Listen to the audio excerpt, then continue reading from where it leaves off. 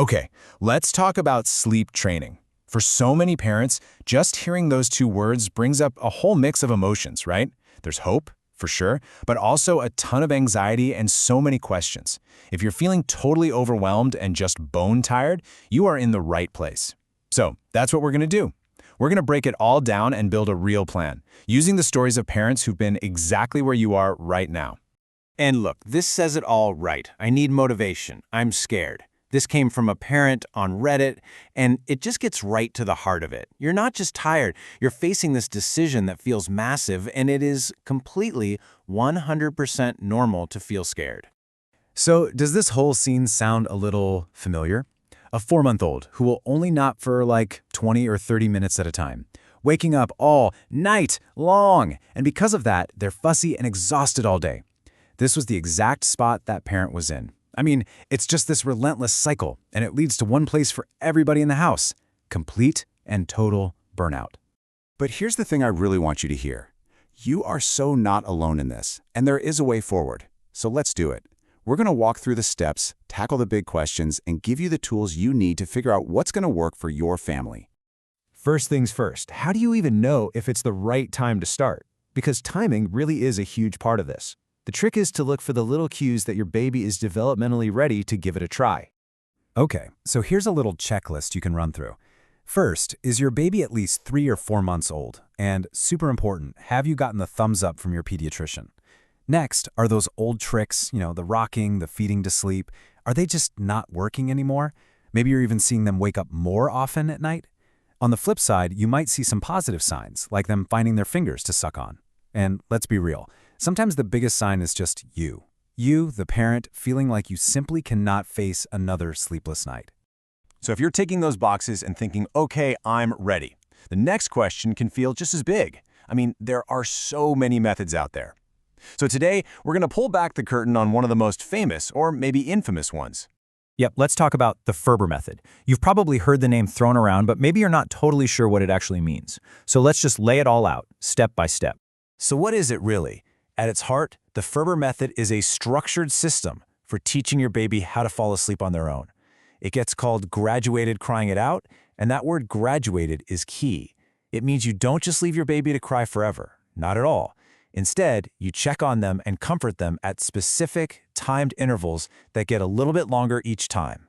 So here's how it plays out. You do your normal, soothing bedtime routine, bath, book, whatever you do. Then, and this part is really important, you put your baby down in the crib when they're sleepy but not totally asleep yet. You say goodnight, you leave the room.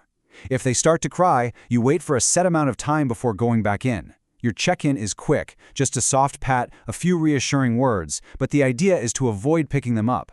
Then you leave again, and you stretch the time just a bit longer before the next check-in. You keep doing this until eventually they fall asleep. And this chart? This is where it all clicks. It really shows you what that graduated part means.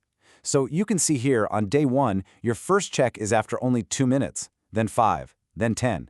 But look at day 2. It starts at 5 minutes. Then by day 3, it's 10. Each night, you're giving your baby a little more space to figure out this new skill of self-soothing. And if you're wondering, does this even work?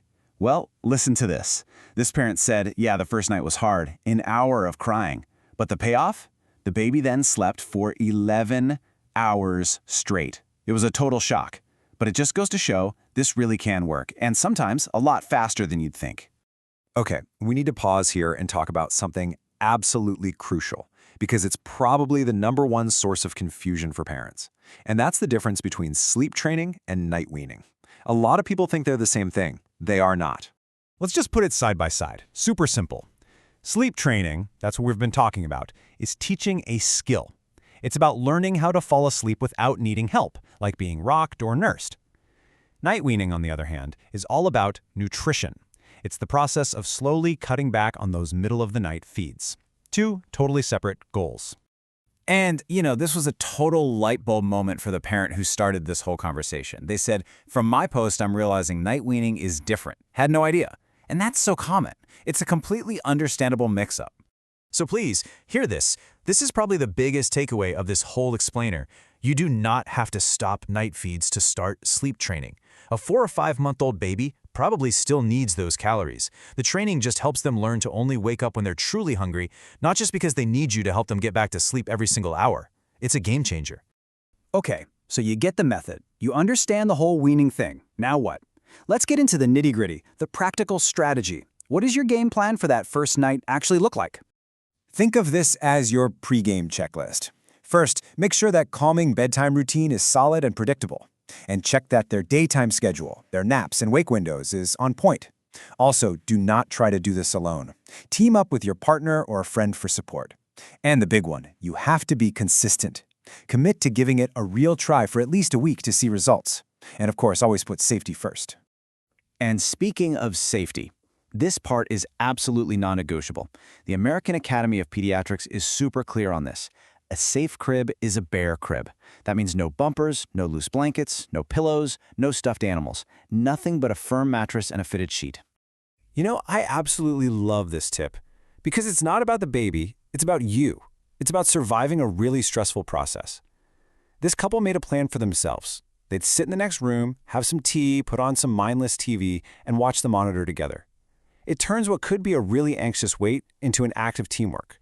And here's another pro tip building right off that last one. This parent found that just hearing the crying on the monitor jacked up their stress levels. So they turned the sound off. They could still see their baby was perfectly safe, which is the main job of the monitor, but it helped them stay calm and stick with their plan. It's a small change that can make a huge difference. Look, we know this is tough. No one's pretending it's easy. So let's zoom out for a second and remember, why are you even doing this? What's the end goal you're working so hard for? Because when you're on night one and it feels impossible, I want you to hear these voices in your head. These are all from parents who've been there. Best thing we ever did. Worked like a charm. And my favorite, fervor is magic. That's the light at the end of the tunnel. And really, that's the whole point, isn't it? The real win here isn't just about a baby who sleeps. It's about what that sleep unlocks. It's a happier baby who isn't overtired all day long. It's healthier, more patient, more present parents who can actually enjoy that baby. It's about the whole family getting what they need. So I'm going to leave you with this one last thought. Just for a second, forget the stress, forget the fear, and just picture it. What could a full night of sleep, a well-rested household, what could that really mean for you? That's the motivation. That's the goal. You've got this.